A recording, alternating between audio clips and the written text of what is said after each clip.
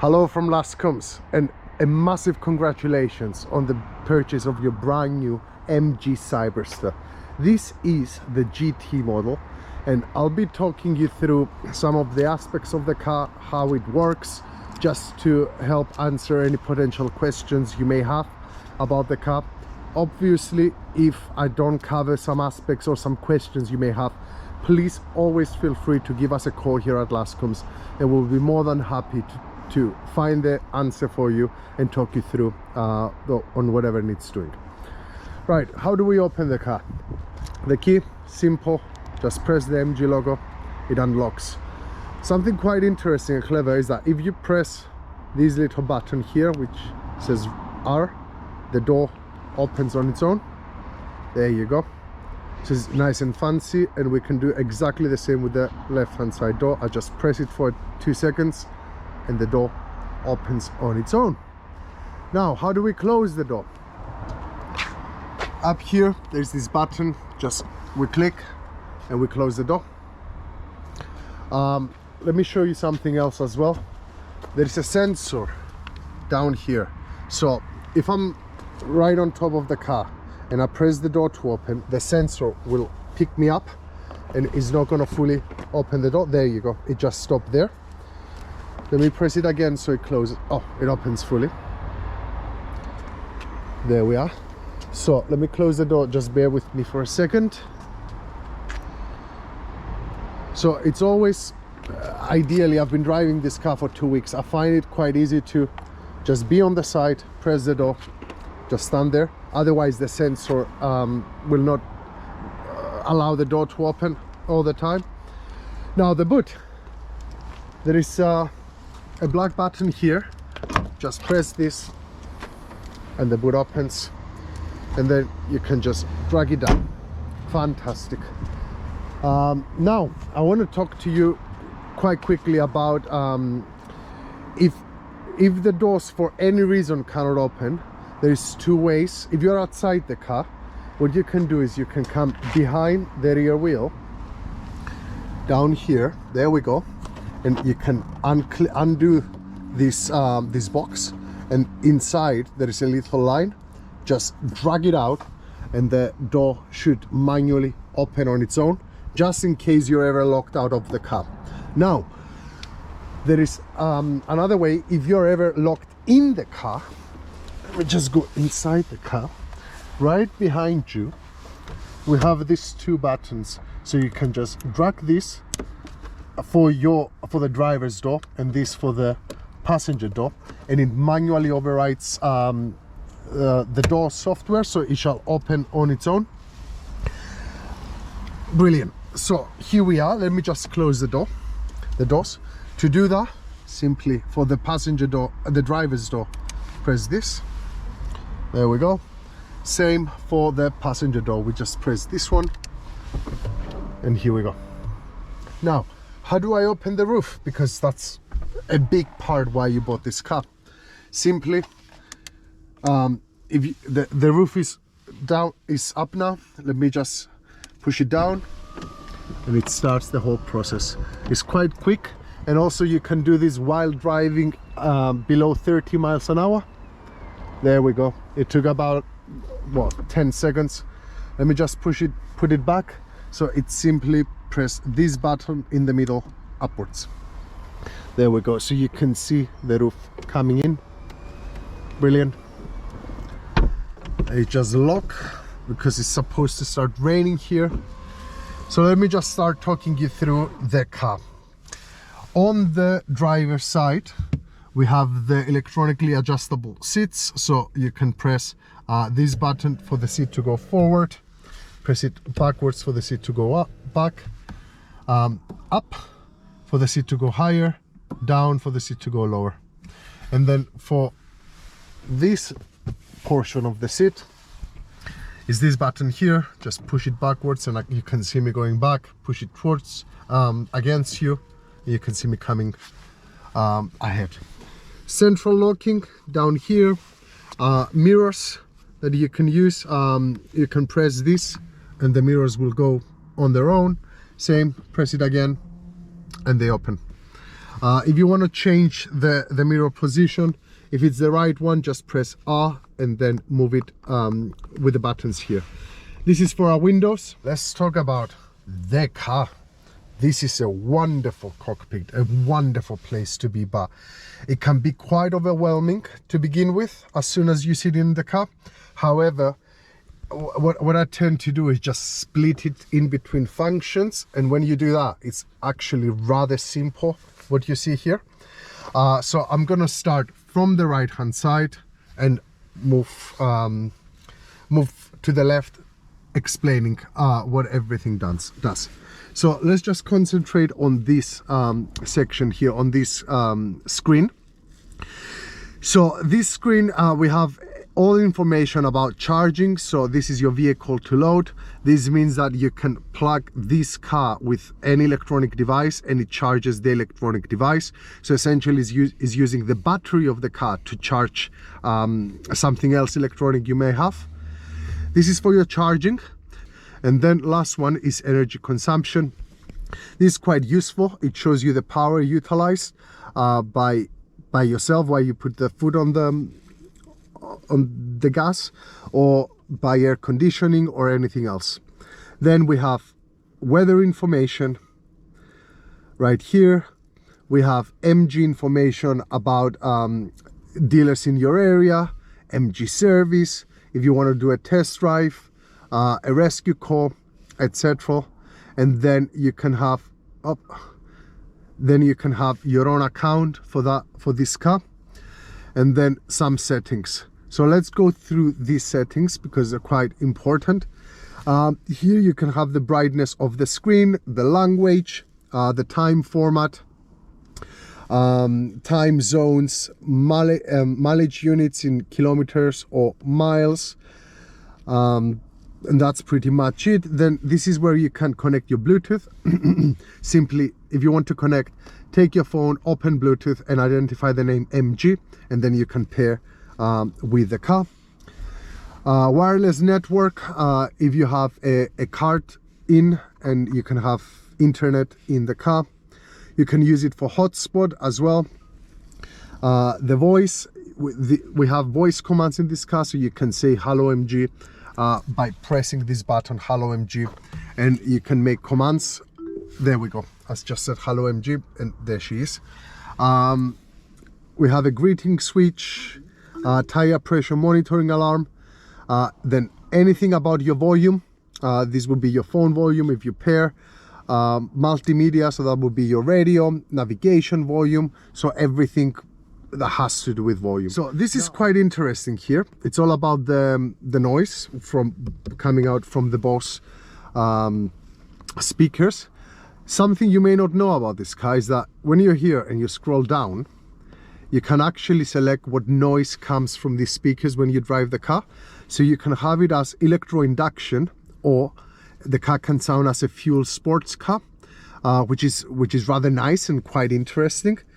And then what else we have? System upgrades that you can do on-air updates. Then activations, this should be already done before we give you the car, and then a privacy policy.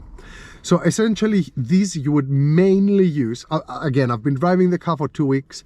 I mainly use this just to see this screen, my energy consumption, and then if I want to play a bit with the car, I might come here, go into sound and just change the noises that it makes. There's quite a big difference between them two, so I have it as a fuel sports car. It just depends what you want to hear on this car. Now let me move into the middle instrument cluster. This is where you get the vast majority of information about your car. Obviously rev counter, you have your KERS information here, which you can switch by this button here. So if I press it, you'll see I go into 2 to 3.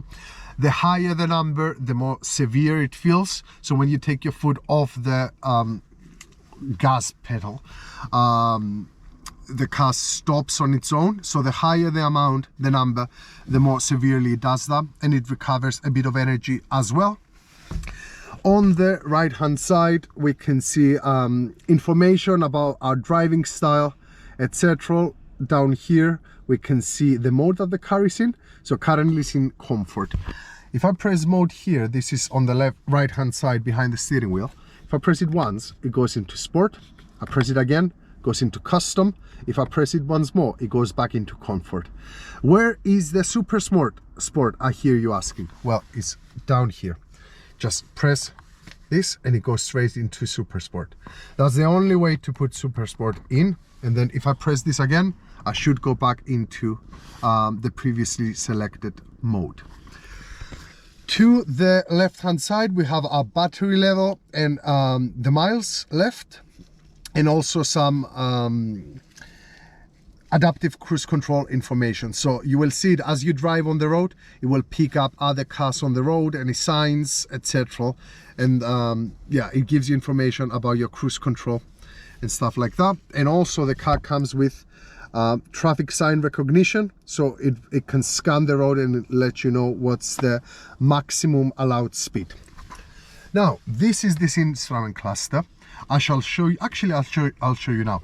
You have two options. You have this option, or there is one more which I'll show you later how you can do, but for just now I'll keep it, I'll change it. There we go.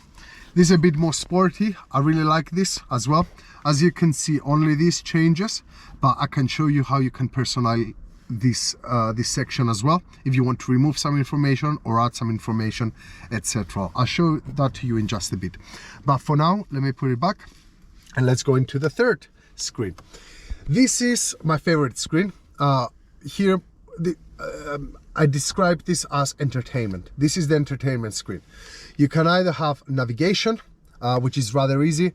Let's say I want to go where I live. Let's say, let me just put the postcode, 1FD.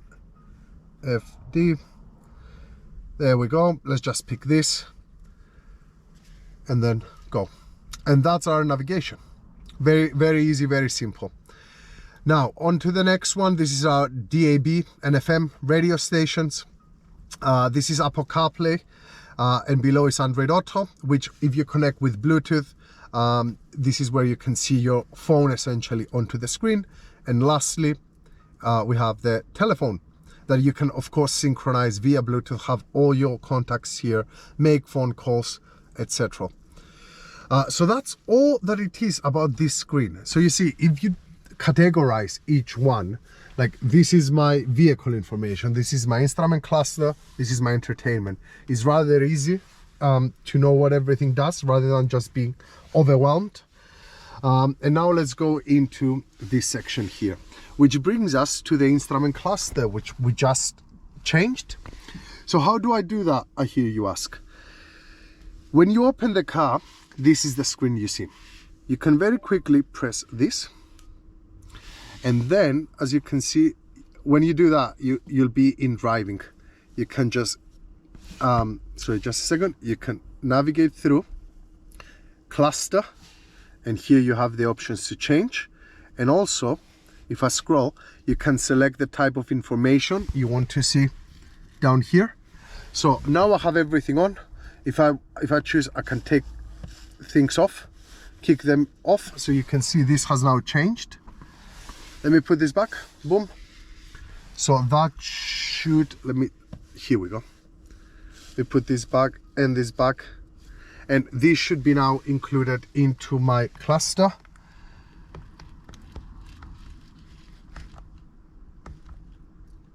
There we go. And you can switch what you see here by pressing this. So if I press this again, it changes. There we go. I can see the pressures. I can see what I'm listening now. I can see navigation, so use navigation from there, plus here, etc. Now let's go back to this. So this is what you see as soon as you get into the car. This is all the information you need about your air conditioning. So we have our heated seats, heated steering wheel. You can select the temperature, put AC on, turn everything on, off, etc. And also the volume of the radio if you wish. And then we have the car section. So when you click on the car, you are presented with the driving style. These are our modes. So we have comfort mode, sport and custom. You can click it from there, or you can just press this button here and then custom. So what is custom? It allows us to select the power, so from comfort, sport or track, and then the steering wheel, how heavy it's going to be, light, standard or heavy. Then we have launch mode if you're feeling quite adventurous. It's quite easy actually to put into sports mode. You simply press the brake pedal quite heavily, put it in super sport, and then just go, and you'll be absolutely amazed how quick this car is. Then we have one pedal drive. This is not preferred to me. I really don't like this feature, but a lot of people I know they do. So what this means, if I turn this off, is that as soon as I take my foot off the gas, the car brakes on its own. So you don't need literally nearly ever to use a brake pedal. Auto hold, you can switch it on, off. ESC, traction control, you can switch it on, off as you wish. And then we have our favorite button, which is the button here. What this does is, if I press this, it shall go to 360 camera immediately. There we go. I can put it as SRC, which is the radio. Press it again. There we go. And here it switches between radio modes. Then we have seating. This is your lumbar support for both the driver and the passenger. Driver seat entry, easy entry. This is a wonderful feature. So although I have the car, it has memory seats. When I stop the car, it pushes the seat backwards, and it's much easier for me to go out of the car. And also when I want to get in the car, it's much easier for me to get in. And as soon as I start the car, it puts me into my driving position. This is a lovely, lovely feature to have. Same goes for the passenger, and then the passenger airbag to be switched on. I don't know why you would like that switched off, but the option is there. Then lighting, and then something ambient lighting that I think a lot of you will play, as I did. You can switch it fully off, switch it on. You can have the brightness and then the color you wish to have, and then welcome light. So when you open the car, it just does a little parade of colors, which is very nice to have. You can have it at standard, elegant. What does elegant do? It lights the color a bit more slowly, and then lively, it's faster. The change of the color is faster. Lights with start, breathing effect, so you can see it, especially at night, closing and lighting up again, so it gives that breathing effect. Now this is the cluster we just discussed about, and then we have MG Pilot. MG Pilot, this is where the suite of all safety features of this car can be found. So you can see intelligent overspeed audible warning, speed limit charge tone, forward collision warning, lane departure, rear drive assist, driver fatigue monitor. The good thing about this is that you can just simply switch everything off if you want to. It's fully customizable. Then door and lock. This is quite helpful. So currently it's at 100%. What does that mean? It means that when I press this button to open the door will open 100%. I can choose to make it less or have it at 100%. You can do whatever you want with this. Close windows on lock, space guarding, and then tilt detection. And lastly, we have status. This is about maintenance work. This is about your service, etc.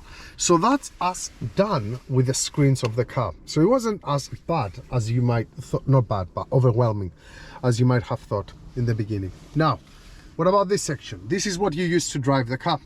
So this is my gearbox essentially. If I want to drive, just put it in drive. There we go. The car just moves. Whoop. If I want to put it in reverse, press the brake pedal R, and automatically the 360 camera just comes here, which brings me to the 360 camera. We can have it as 2D or 3D, and then I can select from here what angle I want to see the car from.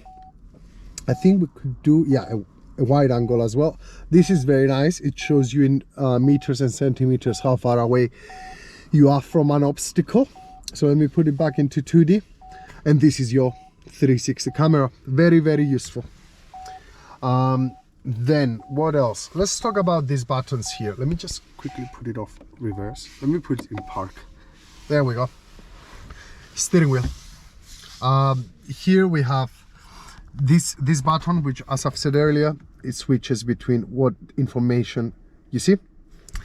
The favorite button, which we, as we said, we can put it as radio or 360 camera.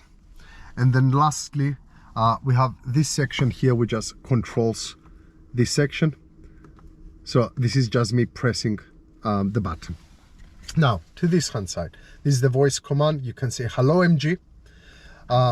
There we go, and just give a voice command. Let me just undo that. There we go. And this is to answer or make phone calls. And then lastly, this button here changes your screen here. So essentially you don't ever need to touch anything. You can just do it from here. This is our adaptive cruise control. So while you drive, you can select this and it puts the car into cruise control. And this is the most important button in the world. This is the Super Sport button. Please make sure there's nobody in front of you, because this is a very, very fast car, especially on full charge. So yeah, it's just the most precious button on earth, and I hope you enjoy it. And that's pretty much the car. Something that you definitely need to know, and it took me about 20 minutes to find out the first time I got off in this car, is how to actually switch it off. Quite funny.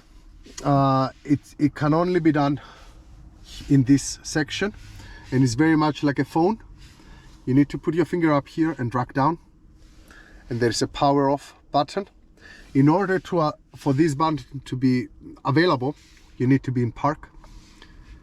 Push it there, power off, press OK, and the car switches off. This is us done. We open the door. There we go, lovely. Again, be on the side when you click that, and it shall close. If I was closer, the sensor will pick me up and will just stop the door closing. So that's all the most important information you should know about the car. Of course, you will drive it, you'll get to know it, and you'll make the car your own. I hope I have answered a few questions that you may have. Please use this as a reference in the future. And as I've said before, if you have any more questions that I didn't cover on this video, do not hesitate to contact us here at Luscombe's, and a member of our staff will be more than happy to help you. Again, massive congratulations on your purchase. I hope you really enjoy this very special car, and it's been an absolute pleasure to have you as customers. Have a very good day. Thank you.